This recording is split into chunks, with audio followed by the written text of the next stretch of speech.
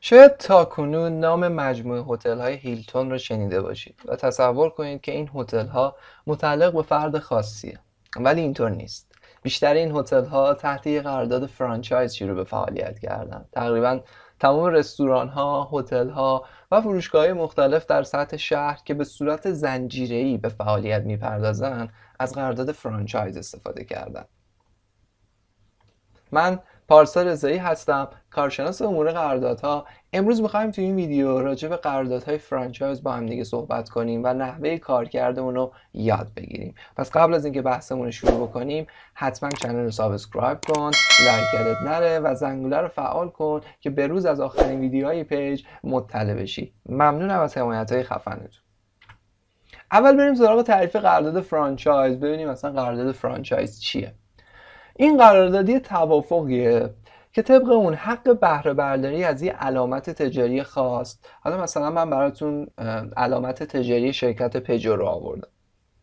پس این قرارداد یه توافقیه که طبق اون حق بهره برداری از یک علامت تجاری یا اصطلاحاً ترید مارک، بچه‌ها هر علامت تجاری یا از سوی دارنده اون که اصطلاحاً بهش میگن فرانچایزر یا اعطا کننده امتیاز، در مقابل دریافت مالی یا نسبت سودی به طرف دیگه که اسمش فرانچایزیه یا امتیاز گیرنده هم بهش میگن اعطا میشه و به وسیله اون به این آقای فرانچایزی اجازه داده میشه که در یک مدت معین و مشخص از اون علامت تجاری استفاده کنه.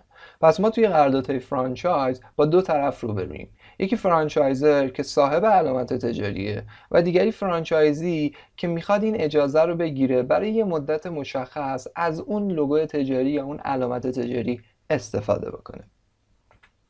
تاریخ قراردادهای فرانچایز حداقل برمیگرده به سال 1850 میلادی.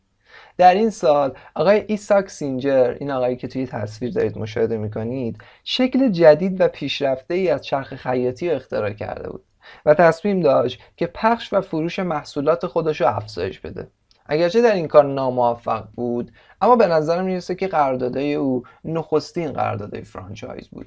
مثال تاریخی دیگه ای که میتونیم بررسی بکنیم از اولین قراردادهای فرانچایز، قراردادهای موفقیت آمیز آقای جانس پمرتون در مورد شرکت کوکاکولا بود که اونم به نوبه خودش قراردادهای فرانچایزهای خفنی بود و باعث شد که شرکت کوکاکولا کلی پیشرفت بکنه.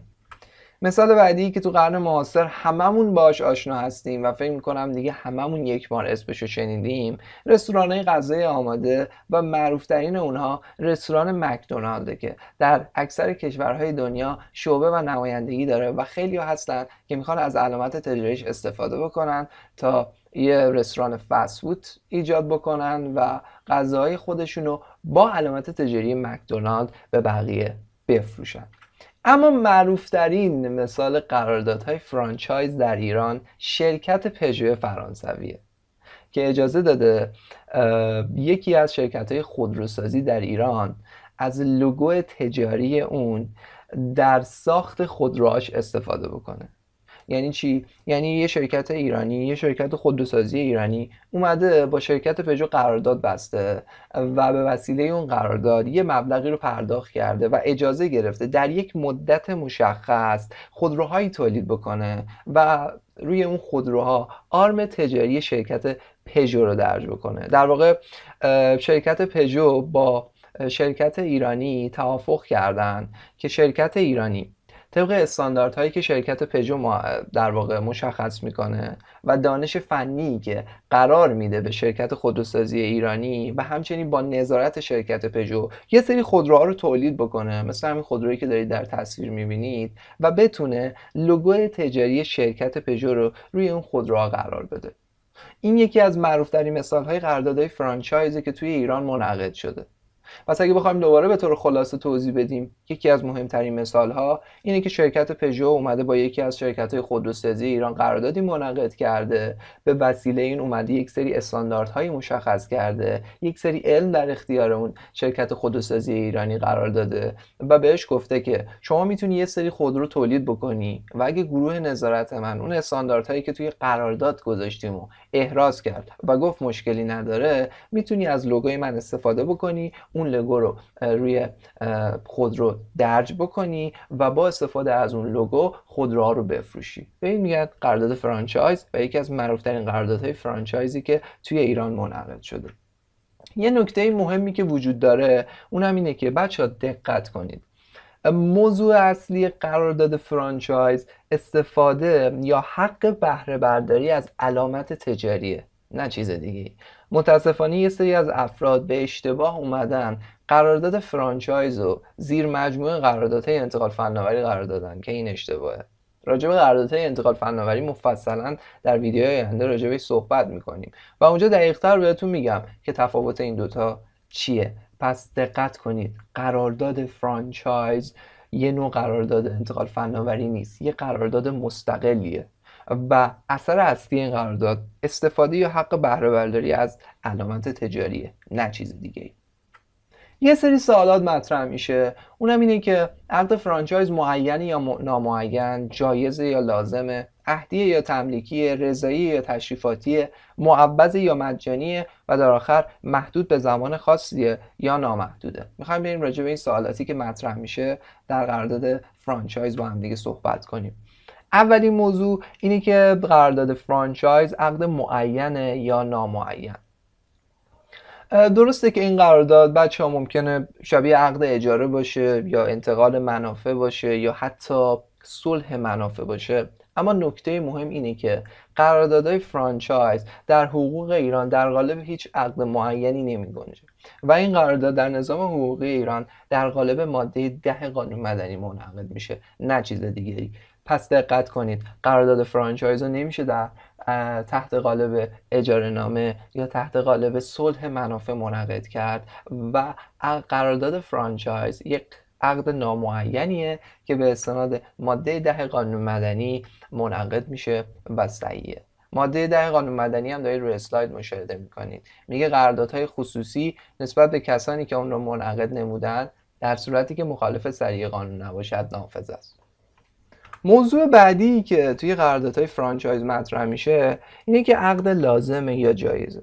خب همونطور که میدونید عقد لازم عقدیه که هیچ یک از طرفین حق فسخ اون رو ندارن مگر موارد خاص، مثل چیزی که توی قانون گفته شده یا استفاده از خیارات. عقد جایز عقدیه که هر یک از طرفین خیلی راحت میتونن فسخ کنن. طبق ماده 219 قانون مدنی در صورتی که در قانون یا حالا هر جای دیگه‌ای لازم یا جایز بودن عقد مشخص نگردیده باشه، اصل بر لازم بودن اون عقده. پس با این حساب قرارداد فرانچایز یک عقد لازم تلقی میشه. مبحث بعدی که مطرحه اینه که عقد عهدیه یا تملیکی. قرارداد فرانچایز که میخوایم راجع بهش صحبت بکنیم، بذار اول تعریف اینو بگم. عقد تملیکی بچه‌ها عقدیه که یک مال از ملکیت شخصی خارج میشه و به ملکیت شخص دیگه‌ای وارد میشه. عقد عهدی اینجوری نیست. عقد عهدی اینه که یه نفر میاد تعهد میکنه در قبال دریافت مالی یا هر چیز دیگه‌ای یه کار دیگه‌ای رو برای اون طرف انجام بده.